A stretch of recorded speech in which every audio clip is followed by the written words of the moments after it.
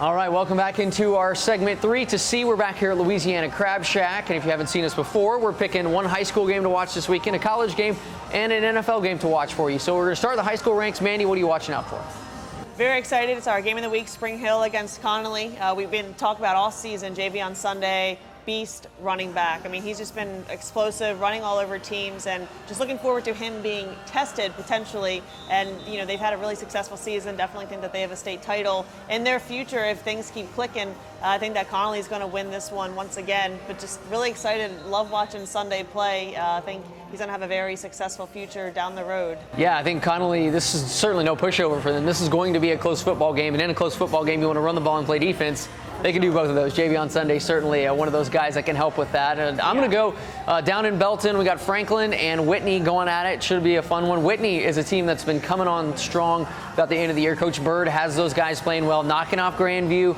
Here they go against Franklin. They've been ranked in the state for most of the year. So this is a team that's peaking at the right time, and that's what you want out of your team. You want to get better as the season goes along. We've seen that from Whitney.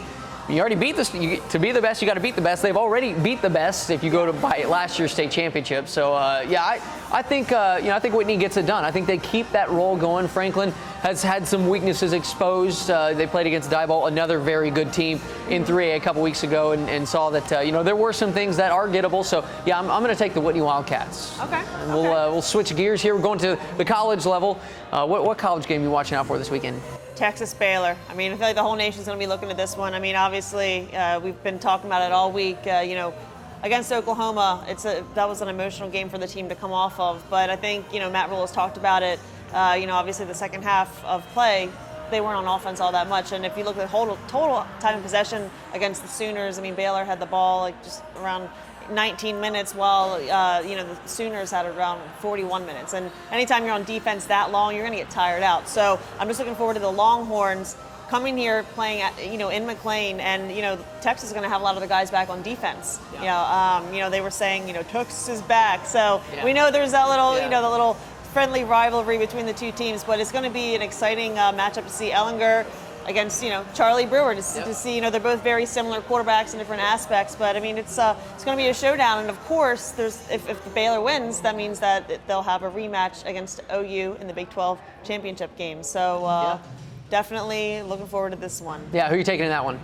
I'm taking the Bears. There's no way. It's I think that they have a special season this year, and I think they're destined to have that rematch against OU once again on a national stage against against the Sooners. You do have to be careful. This Texas team is getting their players back, and the most dangerous animal is a wounded animal. There's no question that Texas is wounded right now. Their pride more so than anything. Obviously, they've had injuries, but certainly a team that's hurting coming into Waco. So Baylor really needs to, like Matt Rule says, focus on this week, not worry about the championship game, because if you don't focus on this week, you may never get there. So certainly going to be a fun one to watch. I'm going to go between the hedges. A&M going between the hedges at Sanford Stadium there in Athens for the first time since 1980. That was a 42-0 loss for the Aggies. I assume they would like a little bit better showing in this one. Yeah. Georgia has already locked up their trip to the SEC championship game, but they're one of those teams in the top 4 right now. They're number 4, so they are playing to get to the they're playing to not only get to the SEC championship, but they want to be in the playoff. It would be interesting to see the committee what they would do with a 2-loss SEC team. That would just blow their minds probably. But I think A&M really needs to run the football well, like they've been doing the last couple weeks. I think that's been the biggest key. I think we saw last week Auburn kept Georgia's defense on the field for a long time and tired them out towards the end. And I think that needs to be A&M's mantra going in. They need to run the ball. They need to control the line of scrimmage, which is much easier said than done against that Georgia front 7. So go in there. Kellen Mond needs to take advantage of the opportunities when they're there. But I think that improved running game will help the Aggies stay in it and keep this one close. Georgia's a very good team, but I'm going to go with Georgia. I think Georgia wins this one, but probably in a close one. It's unless you're South Carolina, who A&M throttled last week, it's tough to go between the hedges and win there. I think Georgia will be ready for this game, and I think they'll end up winning and going on to obviously the Georgia Tech game and then the SEC championship game. So that's going to be a fun one to watch. Then, of course, on Sunday, or in this case, Thursday night. Got a great Thursday night matchup this week. So what are you looking for? All right, tonight, Colts coming to Houston. It's going to be a big-time AFC matchup now. They both have the same record, 6-4. However, in the division, the Colts are 3-0, and the Texans are 2-1. So obviously it's a big chance for the Texans to, go up 3-1, handing the Colts their first, loss in the division. And of course, last week the Ravens, I wouldn't say they embarrassed the Texans because I think the Texans might say that. Yeah. I mean, the Ravens are playing like a championship Super Bowl bound team right now. So, I mean, anytime you go up against a team such as the Ravens right now, how they're playing on defense and how Lamar Jackson's playing, it's going to be tough to compete with that. So I think that, Houston learned a lot from that loss. And Deshaun Watson, he didn't get very much protection against the Ravens at all. And so, of course, the Colts are getting a few key pieces back on defense. And Jacoby Brissett, he's been back now, after having to miss a few games. But he's looking all right. But looking forward to that one. But I think the Texans are going to take this one. I mean, they're in Houston, and like I was saying, coming off that terrible loss against the Ravens, I mean, they're going to be fired up for sure. Yeah, and I think we were on the Big Game Bound show on our website. If you haven't seen it, we were on there talking about the Texans and asking what happened last week. And I don't think anything really happened. I think the Ravens happened. I think the pressure that they were able to get on Deshaun Watson and the coverage on the back end did not allow him to escape and make those wild throws. I don't think the Colts defense is really good. I don't think that they're that good. So I think at home on a short week, no Marlon Mack.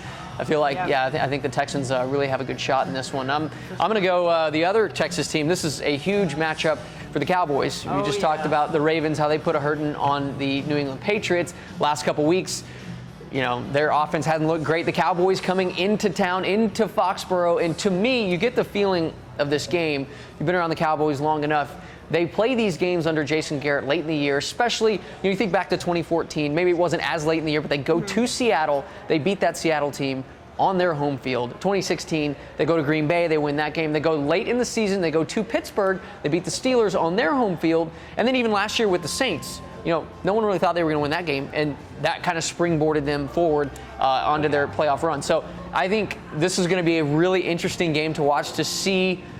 Cowboys defense has been terrible as of late, but the Patriots offense hadn't been that great either, which is weird with Tom Brady. Well, they barely beat the Eagles last week. Yeah, and Tom Brady, the first time I think in his career that he finished second on his team in touchdown passes. He didn't throw a touchdown pass last week. Julian Edelman did. So they're having to get creative and find ways to score, which is such a strange thing to see. I know, right? But this feels like a game that the Cowboys can go in and they can get. And if they can get this game, it'll really springboard them forward into the playoff conversation. And the Eagles just lost to them. And so the Eagles, they're just a game back now, and they're counting on the Cowboys losing this game. So if the Cowboys can get a win here, it really puts the Eagles behind the 8 ball and really puts them in trouble. So I think it's going to be a great game. Saying all that, I've tried it so many times. I've tried picking against Tom Brady. Can't do it. Not going to do it. I think the fact that people are talking about, is Tom Brady still Tom Brady? Are the Patriots still a great team? I think that's when this team thrives, is when people are telling them that they're not. So if for no other reason, the mystique, I'm going to go with the Patriots in Foxborough. But it's going to be a real tough game for the Cowboys. I mean, if it was in Dallas, but I mean, Foxborough, that's a whole other animal. Yeah. This is that Cowboys defense got pushed around by Jeff Driscoll and the Lions last week. That's not a good omen going to Foxborough. Not. So that's kind of where I'm leaning there. But it doesn't matter. You always win when you come watch the games here at Louisiana Crab Shack. There are literally TVs everywhere. The seafood smell is in the air. Takes me back to my time in Baton Rouge, and I miss it so much. The food, it's fantastic. Love being in Texas, but the food in Baton Rouge, you can come get some of that here. So lots of great food, lots of great TVs to watch these big-time games at the end of the season. So get a chance, come on down, check it out. Until then, though, this has been 3 to C. She's Mandy, I'm Matt. We'll see you later.